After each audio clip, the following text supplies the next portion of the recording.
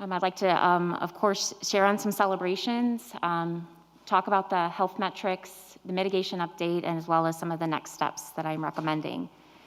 The celebrations right here are really truly one of the only things that keeps us going, are the bright spots, are the reason that we are able to keep kind of showing up. It's the positive things that help our kids find joy when, you know, things are just kind of just continuing to trudge along here, to keep our staff showing back up and giving it their all, and to also find joy with families as well. So we like to continue to showcase these because despite mitigations, despite beliefs, despite views on things, there are really truly positive things happening every day.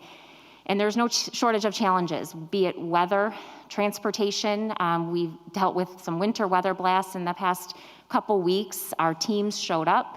Our maintenance team did an outstanding job, our transportation team, and everyone else across the district. And our families too partnered with us because obviously there are some bumps in the road as we try to work through challenges, much like we continue to do nearly 2 years into the COVID-19 pandemic. So please just with me, take a moment and look for the bright spots, recognize those, and just take stock of those because those things matter, and that's why we're all here. The health metrics, like I always share, I'm gonna focus on the zip code and the local. Those are the bottom 2 rows. And I think it's important that we are kind of zoning in our view on what's happening in our immediate community and what's happening inside Valley View School District. So in the sense of timing of any changing of mitigations or reduction of mitigations or mass optional, we are in the best place we've been in a while, a long while, in terms of COVID positivity in our immediate community after we did see a surge in the weeks of January.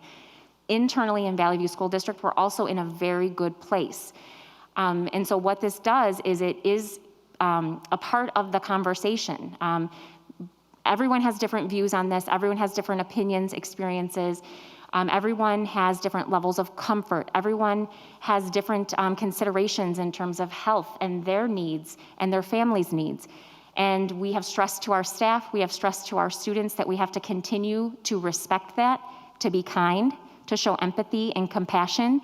And this is critical. At some point in this journey, we will be making this transition.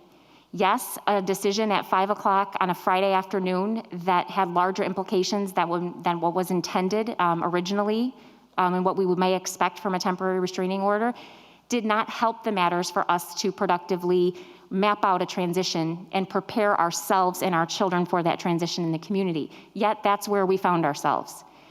So I do want to visit this because, like it or not, whatever your view on this or not is, we do have to navigate transitions and changes, whether it's lessening mitigations, reducing mitigations, or if something occurs and we need to consider ramping back up mitigations. So yes, we know that the court ruling occurred on Friday afternoon, 5 o'clock p.m. I was sitting in the arena in Bloomington, Illinois at the cheerleading state championship, and I got a phone call. A lot of that we did not expect, many of the components that came out of that ruling. And we're very much aware that there's a great deal of different legal interpretation around that. We know that very definitively some attorneys read it one way and some read it another way. And we also know that inside of all of those complexities of legalese and all of that, that there is going to continue to be analysis on that. There's going to be an appeal, which there already has been an appeal filed. We know that anything that happens in the appellate court will have a larger implication than what happened in the circuit court.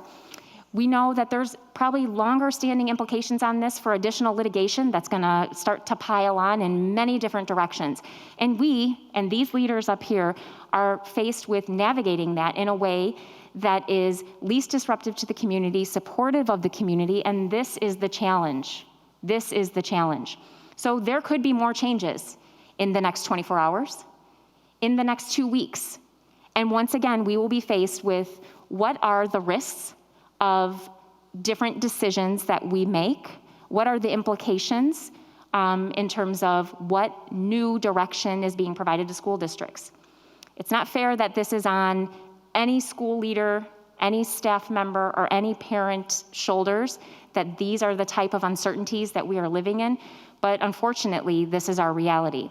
So today, yes, we have paused the implementation of these mandates after very careful consideration of not only the ruling, but a myriad of other factors and consultation with legal, and this is where we find ourselves. We will continue to reassess as these developments occur, which we fully expect, and we will continue to communicate with our community. So at this time, universal masking is highly recommended. It is not required at this current time. And I would say that many of the speakers alluded to it, that the vast majority of our students and staff today did choose to wear a mask. Now, as to their personal reason for that choice, be it a strong family decision, a social influence, a level of comfort because they have been in it from so long, all of those are very real variables. This is not just a health matter, this is a matter of social, emotional wellness, and changes like that just don't happen overnight. So of course children will feel uncomfortable with any change. And unfortunately, regardless of when or how we make the transition, we have to deal with this. And I stressed repeatedly to the leaders, and I know they stress this repeatedly to their staff, we have to set the tone. And we have to be nice to one another, and we have to ensure that our children are nice to one another. We very clearly stated we will not tolerate bullying, harassment of any sort, and that will continue to be the case. So I just want to stress that, and I can't say that, we had a perfect scorecard today, but I can tell you that things went very, very well in the buildings, and I can tell you that our students and staff rose to the occasion, despite the craziness that has unfolded in the last 72 hours. So I thank the parents, because I know you had conversations at home with your children to try to help them know what to expect today. Most of our kids showed up today. Our attendance today was better than last Monday. Most of our staff showed up today. And I know that it took a lot at home to get students ready for that transition. Our staff were then faced with a lot of difficult or perhaps kind of uncomfortable situations if students ask them questions, ensuring that they remain neutral, ensuring that they are supportive and respectful of decisions and model that. And I would say that once again, Valley View stepped up and will continue to do that. And I believe our families will continue to do that as well. And I just have to stress and please ask for as much as possible partnership and grace, because there's going to be more changes that are coming, and somebody is bound to not feel completely comfortable or ready for those changes or agree with them at all. And that's just the reality right now. School districts across the state are truly in a no-win situation, in the sense of doing exactly what is right given all of the variables and all of the different views and perspectives. The bottom line about quarantine, exclusion, and isolation: if your kid is sick, keep them home. If a staff member is sick, keep them home.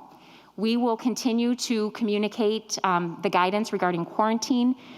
Isolation for COVID positive individuals will continue to be required. That was not addressed in the TRO. And so that's the kind of the current status with quarantine and exclusion from school. This is one of the only and best ways we're going to keep our school community healthy.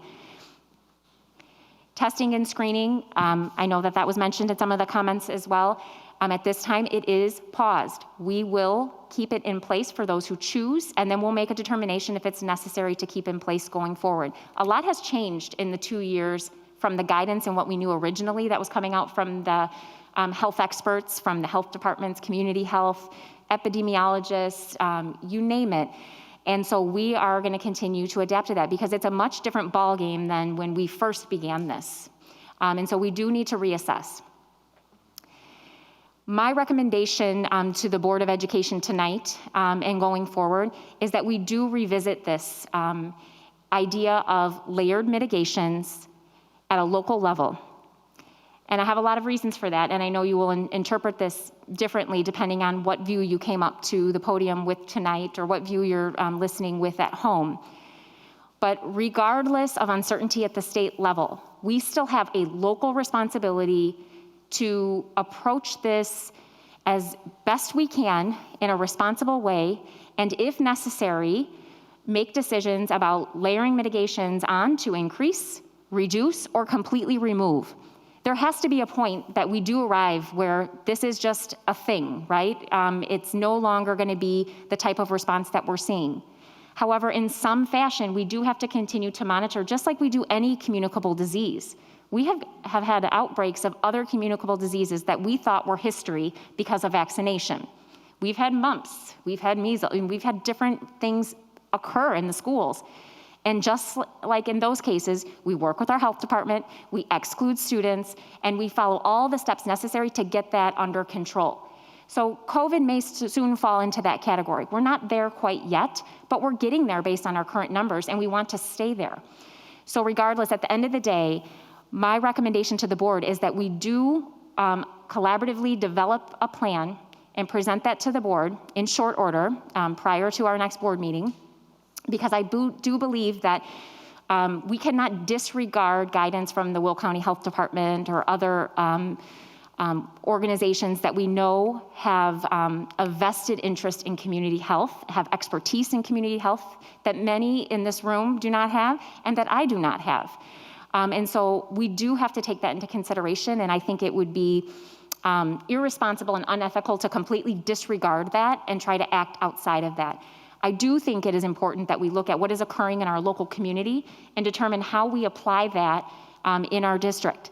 Now, at the same time I'm saying this, something else could develop that comes from the state level. Thus far, the state has not given us any indication of what the exit strategy is, where the off-ramp is, how do we lessen, what are the thresholds for that. So you are seeing school districts start to create that more and more. And so I do believe that's the approach we need to take. We have to stay focused on our local community here in Valley View. We have to keep focused on staying in person in school. That has been a priority for us all year, and I think our staff has and our leaders have come together to do that with the support of the board, and we have maintained that, and we need to keep it that way because our children deserve and need to be with us in school. And at the same time, we need to have an awareness of the needs of the larger community and a plan for those with individual needs that aren't going to be serviced at a certain point in time.